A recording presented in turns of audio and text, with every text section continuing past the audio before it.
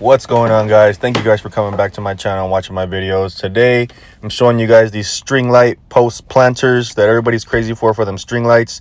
Now, before I built them, I thought the same thing that you're thinking right now. How is that post going to be solidly held up?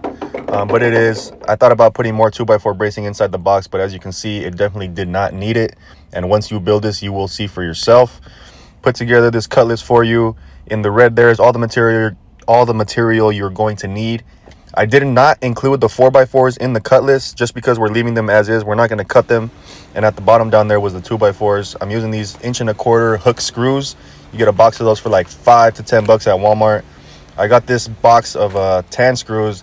It matches the wood a little bit more. It is pricier, but you could always get away with going to Walmart and getting a little box for like $7 of exterior screws. Make sure you get exterior screws, guys, because if you don't, they're going to rust out.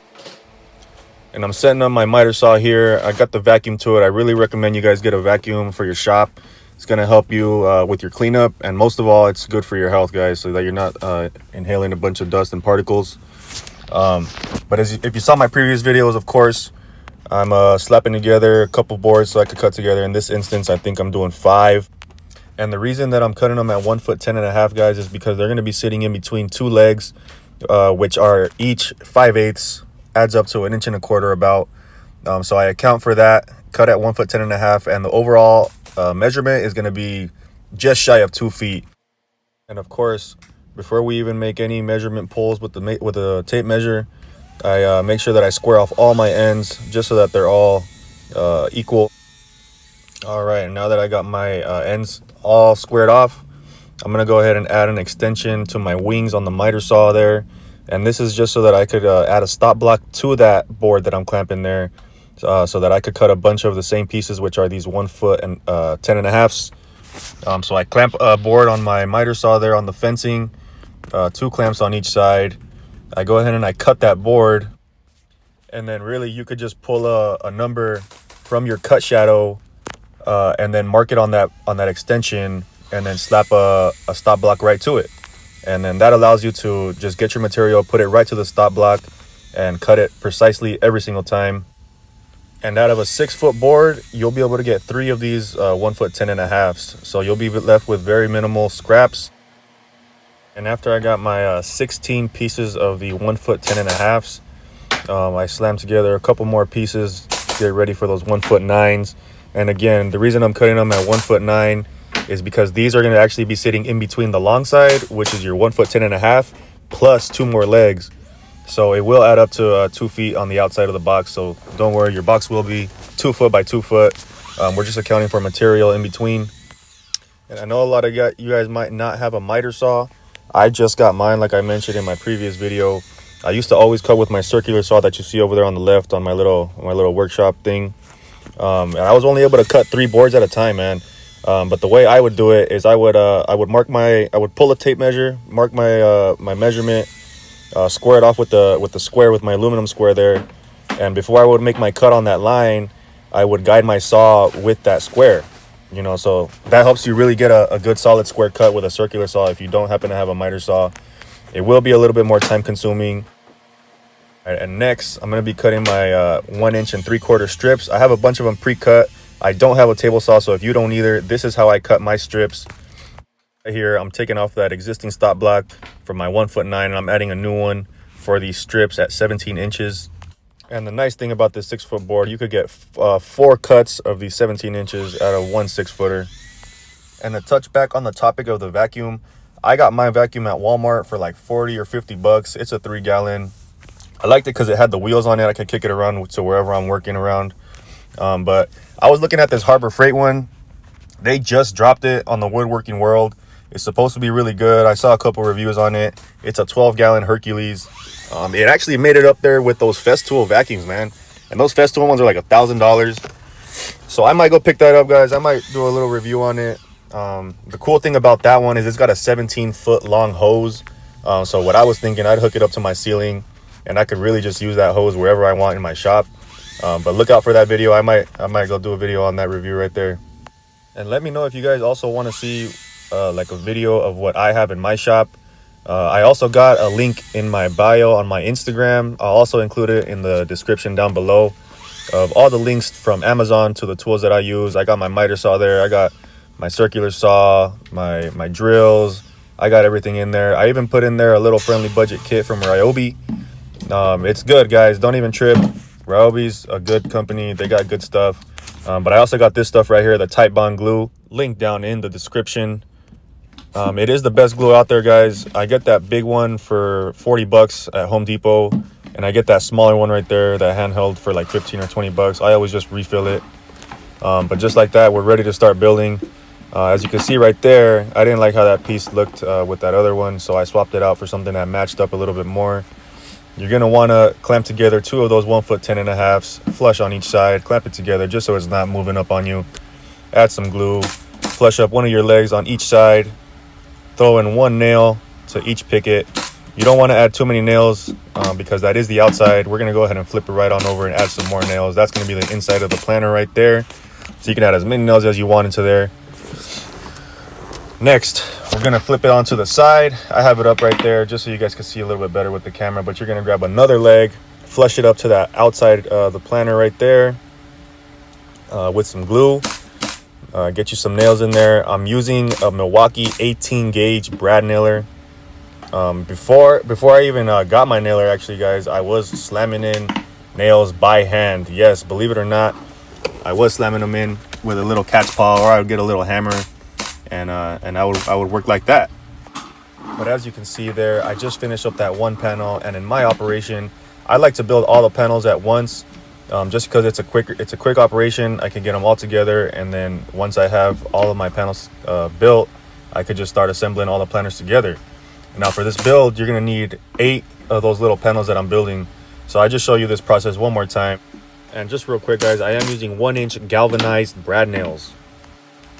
And you don't want to go too crazy on the nails. I know I said slamming as many as you want on the inside, but this project is mainly going to be held up by the glue. Those 18 gauge little nails, they're not structural nails, so they're not really weight bearing. They're just a form of clamping together while the glue dries. So don't think that slamming in 10 billion nails is going to make your planter stronger. It might a little bit, but it's really the glue in this project that is taking us all the way. And speaking of that glue, I always keep a little paper towel handy. I actually keep a whole roll of paper towels in my shop because you always get some squeeze out. And of course, add some glue, flip it onto the side, get some more nails, get you some legs. And I'll show you the POV right here, just so you guys can get it down, just so you guys can see it one more time. I know I was moving fast in my last videos, but let me know if you guys like the POV. If you guys don't like the POV, I'll stop doing it.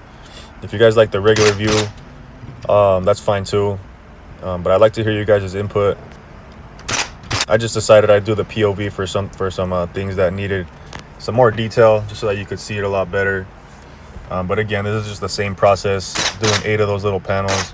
Flip it onto the side, 4 legs each little panel. And one thing that I like to do when I'm putting on this extra side leg is after I put it on, I like to try to get a nail into the leg and into the 1 foot 10.5, just so while the glue dries, it's not splitting up. You're gonna repeat this process until you got 8 of those little panels there. And once you do, you're gonna get your 1 foot 9 pieces ready to go. Get all of your panels ready to go because we're gonna slap them all together. Get you some clamps ready, and let's get it. So I start by standing up 2 of these pieces, 2 of these panels. I add some glue into that inside lip right there. As you can see, I get some clamps ready so that once I get my 1 foot 9 pieces in there, I can just clamp it all up together. It's nice and tight, and then I brad nail it in.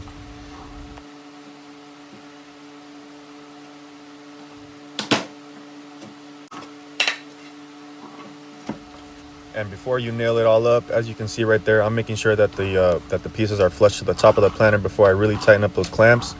And once I do, go ahead and nail it up. And these planters are great with the posts. If you're doing them for yourself, you're gonna be able to save a lot of money because something like this in the store, man, just the box, you're probably gonna pay about 200 bucks for just the box, not even the posts. So if you're doing it for yourself, you're saving a lot of money. But if you're selling them like me, if you're doing this as a business, you can make great profit margins with this. I sold these for 100 bucks a pop. Yes, 400 in total. I spent about 150 bucks in total building this, so it's a great profit if you ask me. I'm sure a lot of you guys would agree.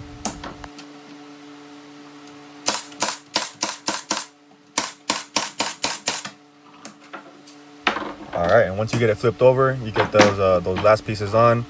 Now you got a box with no bottoms, so we're gonna flip it on over to the bottoms. You want that 1 foot 10.5 side down, and these are gonna be your 1/2 inch strips of ledger right here for those bottoms to sit on.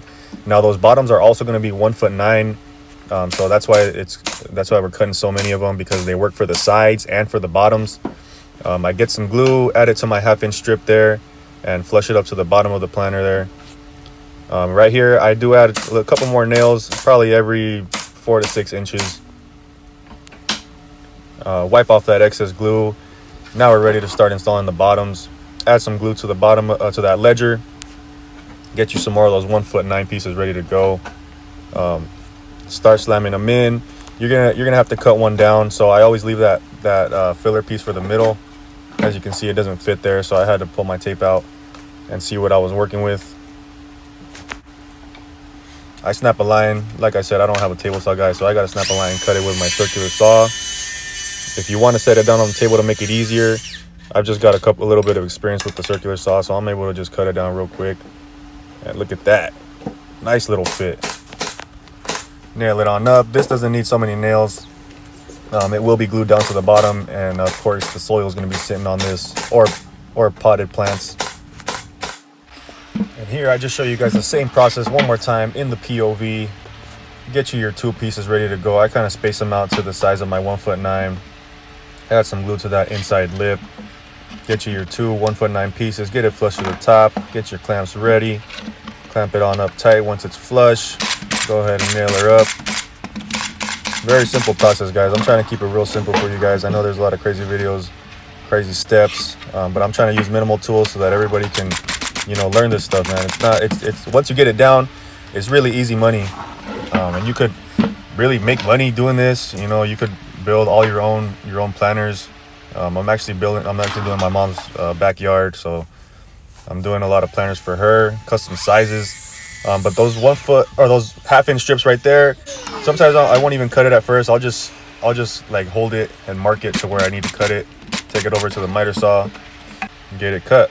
And once again, add glue to that 1/2 inch strip. Nail it on flush to the bottom of the planter. Add some glue up onto that ledger.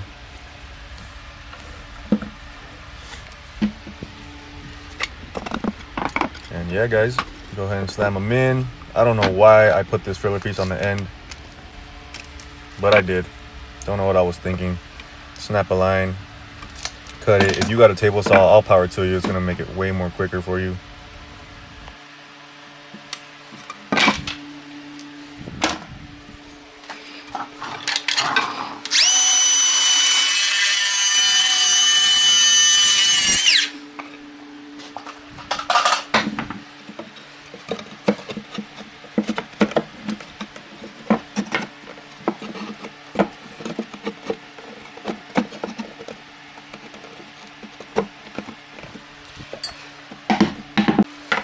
And before I nail it in, if I got any openings, I like to clamp it up just to close it on up before I nail it in. And now we're ready to start installing some posts with the 2x4s. Now, I didn't have my 4x4 posts, so I'm taking you guys with me to Home Depot. I picked up the Douglas fir posts and some 8-foot 2x4s. You could get pressure treated 4x4s. It just does not match up with the cedar as well unless you paint it or stain it, whatever, to match up. But in this case, my client was staining their posts. It is pretty important that you protect the posts from moisture and water, so you should stain it or seal them because they aren't as rot proof and weather resistant as the cedar. And like I just said too, those pressure treated 4x4s don't match up with the cedar, so that decision is yours to make. I also recommend staining or protecting those 2x4s as well. And as I showed you earlier, this is the hardware that I got for this build. But we're gonna start off by cutting 2 2x4s at 21 3/4 for this post installation.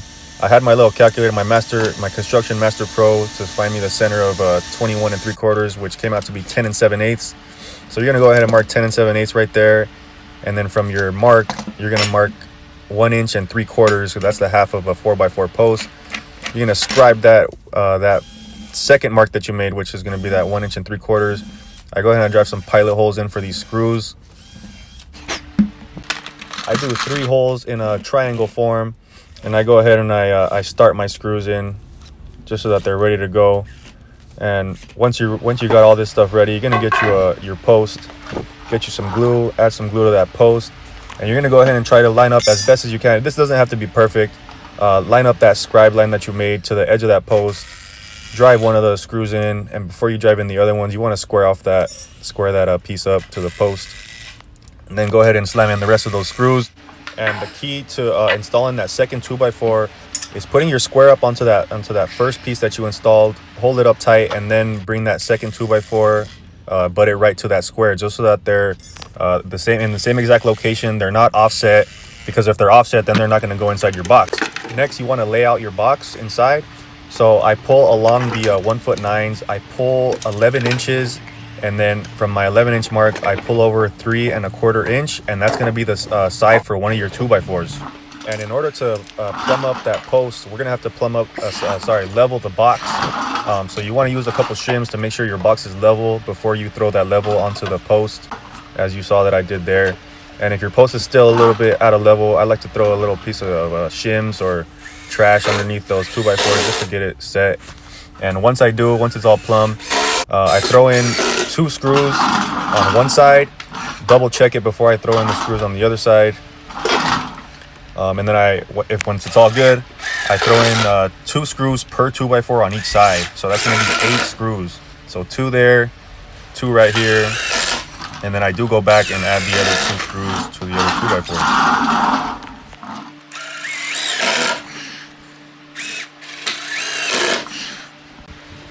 Alright, and once you got that all screwed up, it should be pretty solid.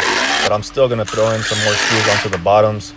So you could go ahead and do that same layout on the bottom, just so you know where your 2x4s are at and you know where to screw. I throw in 4 more screws onto the bottoms, lay it on down, get ready to put in that hook.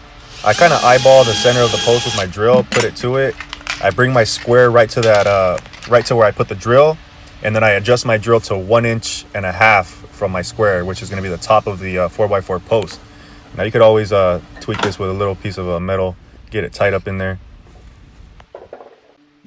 And last but not least, we're going to be doing this finished trim on the top. The reason I left this for the very end is because then you wouldn't be able to get those that post in there with those 2x4s. So like in my previous videos, guys, I started by cutting a 45-degree angle. I line it up. This one happened to be right on the money, so I cut the 45 from that corner. But yeah, cut a 45-degree angle, hold it on one corner, mark the other corner on the other side, and then just cut a miter. You know, you don't need to bring your tape out for this. This is probably one of the easiest parts of the whole build. But you're gonna go ahead, and once you got all those miters cut, add you some glue, get you your nail gun ready one more time, or your nails and your hammer, and go ahead and start installing those finished trims. Now they just go from corner to corner. That 45-degree point just goes on each corner. 1 nail per corner, 1 in the middle. Not too many nails, because then you're gonna have a lot of nail holes in your finished trim. And this is the money maker right here. Everybody looks at this piece right here. It makes the planter look gorgeous. And I didn't record the part where I drilled my drainage holes into each corner with a 9/16 paddle bit. But just like that, guys, you're done. You got 4 beautiful string light planters with a post in them. These things are beautiful, and like I said before, I didn't know if they were going to be solid, but it was a trial and error, and they are beautifully solid. But I really appreciate you guys for tuning into my video. Hit the link in my description for the tools. I'll see you guys on the next one, man. Thank you. Later.